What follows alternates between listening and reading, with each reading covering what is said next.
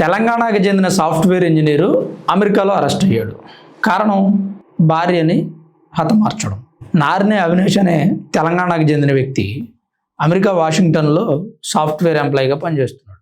ఇది కాస్త మనకి ఇబ్బంది కలిగించేటువంటి అంశమే. కారణం ఏంటంటే ఇతను సాఫ్ట్వేర్ ఇంజనీర్గా పనిచేస్తున్నాడు. పెళ్ళైన 5 నెలలకే భార్య చనిపోయింది. చనిపోయిన తర్వాత పోలీసులకు ఫోన్ చేశాడు. నా భార్య బాత్రూంలో అనుమానాస్పదంగా మృతి చెందిందని చెప్పాడు. పోలీసులు వచ్చారు, ఎంక్వైరీ చేశారు, అన్ని రాసుకున్నారు, సీసీ ఫుటేజ్ తీసుకున్నారు, వెళ్ళిపోయాడు. ఇది జరిగింది ఎప్పుడంటే అక్టోబర్ 27, 2025. ఇతను అరెస్ట్ చేసింది ఎప్పుడంటే జూన్ 27, 2026, అంటే రీసెంట్గా 8 months తర్వాత ఇతను అరెస్ట్ చేశారు. ఈ 8 months కూడా అమెరికాలో ఉన్నటువంటి డిటెక్టివ్స్ అందరూ కూడా ఈ కేసు మీద ఇన్వెస్టిగేషన్ చేస్తున్నారు. ఇతనేమో నా భార్య బాత్రూంలో చనిపోయిందని చెప్పాడు. కానీ పోస్ట్ మార్టం రిపోర్ట్లో ఆమెను గొంతు నులిమి హతమార్చినట్లుగా వచ్చింది. దాంతోపాటు ఆమెకి స్లో పాయిజన్, దగ్గుమందు తాగినట్టుగా ఉంది అని చెప్పి నైట్ ఇతను వైఫ్కి ఒక మెడిసిన్ లాంటిది ఇచ్చేవాడంట. అదేదో హెల్త్కి మంచిది అన్నట్లుగా. మేబీ తనకి ఏదైనా హెల్త్ ఇష్యూస్ ఉన్నాయేమో. అవి ఇస్తే ఆమె తన ఫ్యామిలీకి కాల్ చేసి చెప్పేదంట, దగ్గుమందు లాంటిది ఇస్తున్నాడు, కాస్త చేదుగా ఉంటుంది అని. అంటే స్లో పాయిజన్ బాడీలోకి. ఇట్లా వీళ్ళిద్దరి మధ్య ఏదో గొడవ అయింది. తనని గొంతు నులిమి బాత్రూంలో వేసేసాడు. అయిపోయింది. సీసీ ఫుటేజ్ చూసిన పోలీసులకు కూడా అనుమానం రాలే. ఎందుకంటే బయట నుంచి ఎవరు రాలేదు. నేను బయటికి వెళ్ళి వచ్చిన 40 నిమిషాల తర్వాత నా భార్య చనిపోయిందని చెప్పాడు. మరి ఇతను బయటికి వెళ్ళి వచ్చిన 40 నిమిషాలు ఈమె ఎలా చనిపోయింది, ఇంట్లోకి ఎవరు రాలేదు అనే దాని మీద ఎంక్వైరీ చేశారు. పోస్ట్ మార్టం రిపోర్ట్ వీటన్నింటినీ అబ్జర్వ్ చేస్తే పోలీసుల విచారణలో తేలింది ఏంటంటే అతనికి ఇండియాలో గర్ల్ ఫ్రెండ్ ఉంది. ఆమెను పెళ్లి చేసుకోవడానికి భార్యను హతమార్చాడు. పైగా అతని ఫోన్లో ఉంటాయి కదా ఫొటోస్, అవి చూసిన పోలీసులు కూడా షాక్ అయ్యారు. అందులో ఏముందంటే భార్యను గొంతు నులిమి హతమార్చిన తర్వాత ఆ ఫోటో తీసి గర్ల్ ఫ్రెండ్కి పెట్టాడు. ఇంకా ఆశ్చర్యకరమైన విషయం ఏంటంటే ఇతనికి పెళ్ళైనప్పుడు ఆ పెళ్లికి గర్ల్ ఫ్రెండ్ కూడా వచ్చిందంట. ఆమెనే పెళ్లి చేసుకుంటే సరిపోను కదా. సరే తీసుకెళ్ళాడు, అమెరికాలో ఉంటున్నాడు, గర్ల్ ఫ్రెండ్తో రోజు ఫోన్లో మాట్లాడుతున్నాడు. అయితే చంపాలా? ఏమో నాకు చాలా ఆశ్చర్యంగా అనిపించింది ఈ కేసు. ఇప్పుడంతా నేను యూట్యూబ్లో వీడియోస్ చూస్తూ ఉంటే చాలామంది చెప్పారు చంపాడు, అరెస్ట్ చేశారు. ఇప్పుడుగా జరిగింది. అది 8 months బ్యాక్ జరిగింది.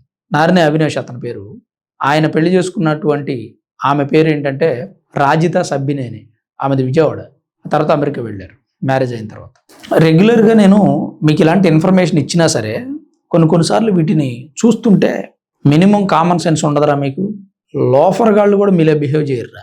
చదువుకున్నావు, ఉద్యోగం చేస్తున్నావు, నీకు నీ వైఫ్ అంటే సరే ఏదో సమస్యలు ఉండొచ్చు, లేదా నీకు వేరే గర్ల్ ఫ్రెండ్ మీద మోజుని ఉండొచ్చు. ఇలాంటివి చేయాలా? ప్రాణం తీసే రైట్ ఎవడిచ్చాడు రాబాయ్ నీకు? ఎందుకు మీరు చదువుకున్న చదువు సచ్చుబాండ్రు? ఉపయోగం ఏముంది? ఎంతమంది సినీ స్టార్స్ని చూడట్లేదు రాబాయ్? నచ్చకపోతే డివోర్స్ ఇచ్చేసి వేరే పెళ్లి చేసుకోవట్లేదా? నిత్యం సినిమాలు ఏం చూస్తున్నారు, న్యూస్ ఏం చూస్తున్నారు, సోషల్ మీడియా ఏం ఉపయోగిస్తున్నారు మీరు? బుద్ధి జ్ఞానం లేకపోతే సరే కడుపుకి అన్నం తింటే సరిపోతుందా? బుర్రకు బుద్ధి ఉండక్కర్లా. ఎన్ని చూస్తున్నారు? రీసెంట్గా అమెరికాను 65 ఏళ్ల వయసులో 3వ పెళ్ళో 4వ పెళ్ళో చేసుకుంటున్నారు. దాని మీద బజరంగ్ దళ వాళ్ళు కూడా ఆగ్రహిస్తున్నారు. ఏంటంటే హిందూ మహిళల్ని ఎందుకు అమెరికాను పెళ్లి చేసుకుంటున్నాడు, హిందూ సమాజానికి ఏమైనా మెసేజ్ ఇస్తున్నాడు అని అతని పైన ఆగ్రహం వ్యక్తం చేస్తున్నారు. ఏం జరుగుతుంది అసలు? అంటే అలా 4-5 పెళ్ళిళ్ళు చేసుకోమని నేను మెసేజ్ ఇవ్వట్లేదులే, కానీ అభిప్రాయ భేదాలు వచ్చినప్పుడు చేయగలిగేది ఏం లేదు. హత్య కంటే బెటరే కదా అది. ఒక ప్రాణిని భూమి మీద నుంచి తప్పించే హక్కు ఎవడిచ్చాడు రాబాయ్? అంటే ఎవడు? వీళ్ళకి చట్టాల మీద అవేర్నెస్ లేకపోవడం, పోలీసు వ్యవస్థ మీద, న్యాయ వ్యవస్థ మీద అవేర్నెస్ లేకపోవడం. ఏదో గుడిలో మెల్లగా చదువుకున్నాం, ఓ ఉద్యోగం వచ్చింది, రికమెండేషన్ మీద అమెరికా వెళ్ళిపోయాం, అక్కడ బ్రతుకున్నాం, మంచి శాలరీ వస్తుంది, నీ శాలరీ చూసినా ఏదో ఒక అమ్మాయి నేను లైక్ చేస్తుంది. ఇలాంటి సిచ్యువేషన్లో ఉన్నారు యూత్ అంతా కూడా. ఏం చెప్తాం వీళ్ళకి?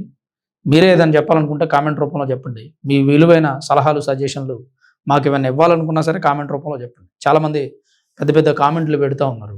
వాళ్ళందరికీ కూడా ధన్యవాదాలు. మీరు ఏమనుకుంటున్నారు, మీ అభిప్రాయం ఏంటనేది చాలా పెద్దగా టెక్స్ట్ టైప్ చేసి సమయం తీసుకొని మా కోసం మీ విలువైన అభిప్రాయాన్ని షేర్ చేస్తున్న మీ అందరికీ ధన్యవాదాలు. అలానే వీడియోని లైక్ చేస్తున్న వాళ్ళకు కూడా ప్రత్యేకించి ధన్యవాదాలు. కొత్తగా మన ఛానల్కి వచ్చి సబ్స్క్రైబ్ చేసుకున్న వాళ్ళకు కూడా ధన్యవాదాలు. ఎందుకంటే మీ అందరి సపోర్ట్ వల్లే మనం ఎక్కడి వరకు వచ్చాం. స్టార్ట్ చేసినప్పుడు మనం ఒక 50K రీచ్ అవ్వడం అంటే అయ్యే పనైనా. అందరూ 50K సబ్స్క్రైబర్స్ కొట్టేసాం, 1 lakh కొట్టేసాం, సిల్వర్ ప్లే బటన్ వచ్చింది యూట్యూబ్ నుంచి అని అందరూ మాట్లాడుకుంటూ ఉంటే సరే చూద్దాంలే మనం కూడా స్టార్ట్ చేద్దాం, మన కంటెంట్ నచ్చితే సబ్స్క్రైబ్ చేస్తారు మన వాళ్ళే కదా అన్నట్లుగా స్టార్ట్ చేశాం. తర్వాత మీ అందరూ ఎంకరేజ్ చేశాం.